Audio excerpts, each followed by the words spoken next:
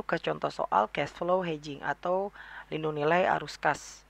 Nah, berkaitan dengan lindung nilai arus kas ini berarti nanti variabilitas yang dilindungi adalah berkaitan dengan kas masuk maupun kas keluar.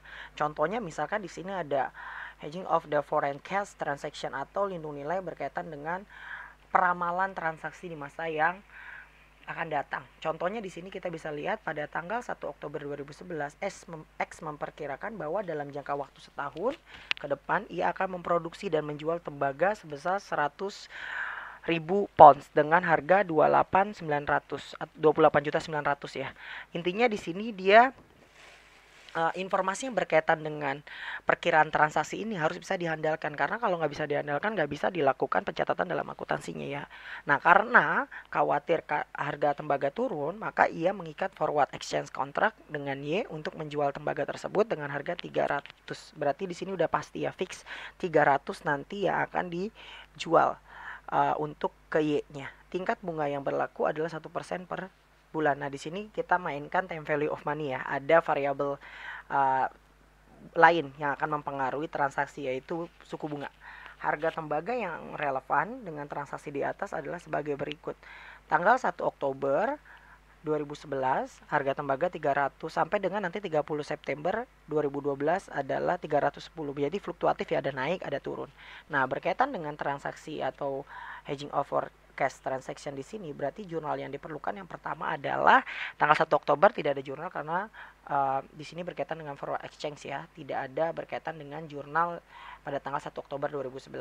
Nah, pada tanggal 31 Desember 2011 ini kita mencatat untuk derivatif liabilities. Kenapa derivatif liabilities? Nah, kita tahu harga kontrak kita adalah 300 ya. Ternyata harga tembaga pada saat tanggal 31 Desember 2011 adalah 310. Otomatis di sini naik ya harga dari berkaitan dengan harga tembaga tersebut. Otomatis nantinya karena harga tembaga naik 10, maka X memiliki kewajiban kepada Y sebagai derivatif liability.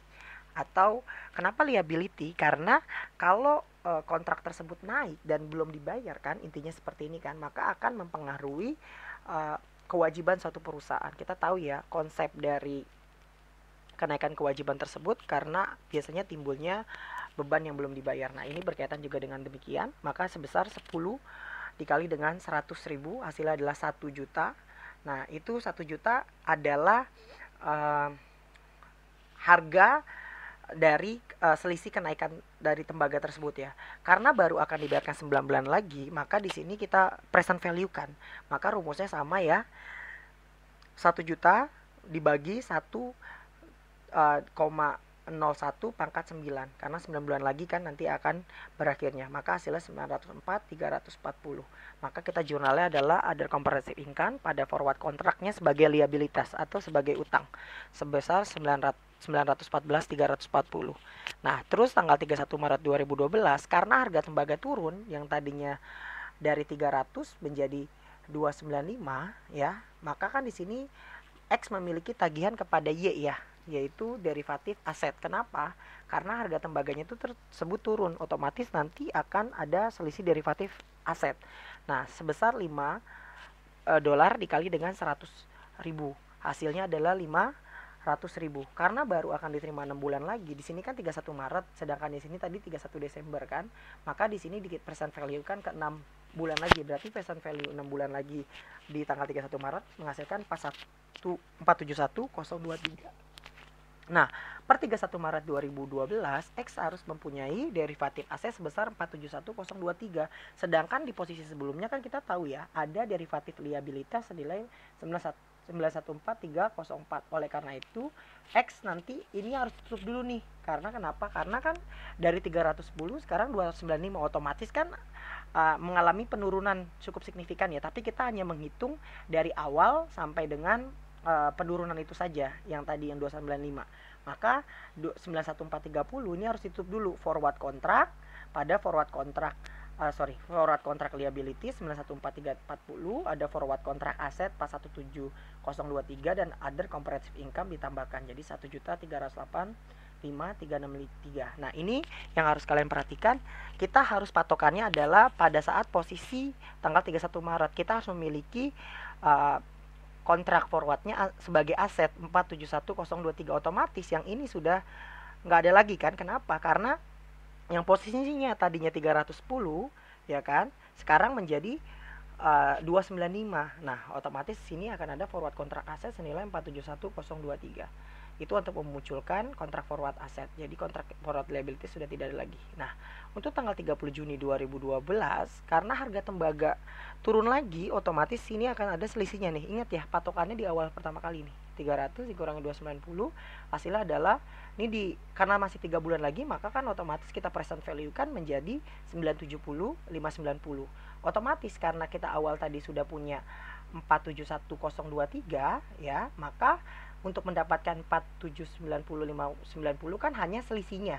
Selisihnya itu yang menjadi 499567. Maka nanti jurnalnya adalah forward kontrak pada other comprehensive income senilai 499567. Jadi patokannya adalah ini ya. Di present value kan nilainya sekarang berapa sih kontrak forward tersebut. Nah, intinya sih itu ya. Forward kontraknya tersebut berapa. Nah, ini karena mesti menjadi aset maka segini. Nah, pada tanggal 30 September 2012, X menjual tembaganya di pasar dengan harga 310. Otomatis kan cash pada sel senilai 31 juta. Didapat dari mana? 310 dikali dengan 10.000 ya. 100.000. Maka hasilnya adalah 31 juta dolar. Nah, untuk cost of goods sold pada inventory 28900 itu didapat dari pertama kali di soal. Nah ya, ini biayanya 28900. Nah, untuk menyelesaikan kontrak forwardnya, bagaimana jurnalnya? Nah, ini ada sales, ada comprehensive income, forward contract, dan cash. Untuk order comprehensive income dan forward contract 97590, gampang ya, ini dapatnya dengan cara kita tutup aja. Di akhir kontrak forward kita jumlahnya berapa? Ini 970 590, otomatis kita tinggal tutup other comprehensive income pada forward contract senilai 970 590.